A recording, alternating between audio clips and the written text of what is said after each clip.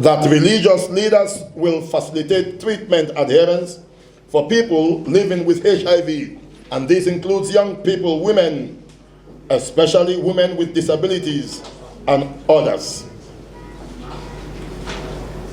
The need to exceed our limitations and be willing to go beyond the normal by taking ownership of this response was one of the points emphasized.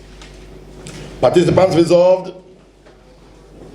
that religious leaders will facilitate treatment adherence for people living with HIV. They resolved that we need to exceed our limitations and be willing to go beyond the normal by taking ownership of the response that is here called for in the fight against HIV.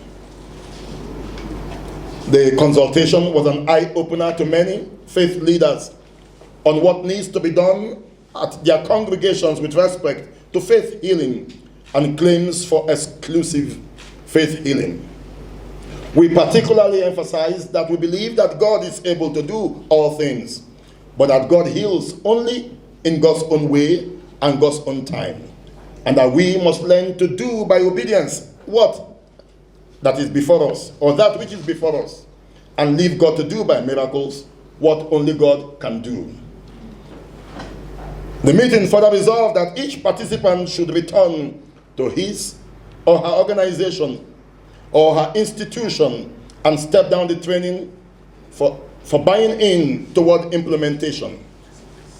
We resolved that each trainer must have a work plan implementable at his or her level of influence. We called for more collaboration and more partnership, and in fact encouraged those who are already partnering together. And participants committed to ensuring that this collaboration would take place regularly. These were the decisions reached in this very helpful consultation for religious leaders. Okay, thank you so much for that question. The partnership is premised on the fact that the religious leaders and institutions play a very critical role in the response to HIV globally. And it was identified that it's very important to strengthen that role, to enhance that they help the country as much as possible to achieve epidemic control, ensure that many people are enrolled for treatment, and that we address the issues of stigma and discrimination.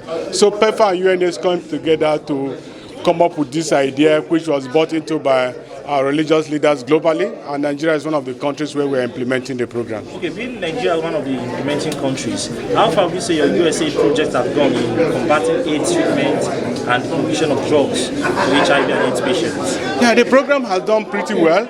Despite the initial challenges, it has done pretty well. We have quite over 1.7 million Nigerians currently on treatment, and strenuous efforts are being made to ensure that every person that needs to be on treatment is on treatment.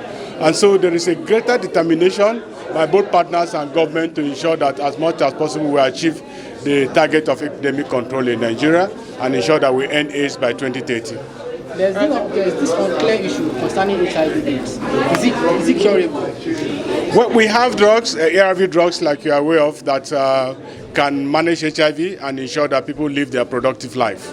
We also have drugs that can prevent people from getting infected by HIV. We have pre-exposure prophylaxis as a strategy and intervention that ensure that people who are at risk can take drugs and will not get infected by HIV. My message is, as religious leaders, we really need to take our responsibility in promoting treatment adherence for people living with HIV in our communities. Yes, that's one of the discussions we've been having since 2010, just to say that God heals, but God heals in His own time and when He wants. So we should not command God in terms of healing of HIV. Even the ARVs is a miracle God has given us, because it helps people living with HIV to stay healthy and to live productive life. So already with the ARVs, we have our healing. So we should not emphasis on exclusive claims of faith healing in the HIV response.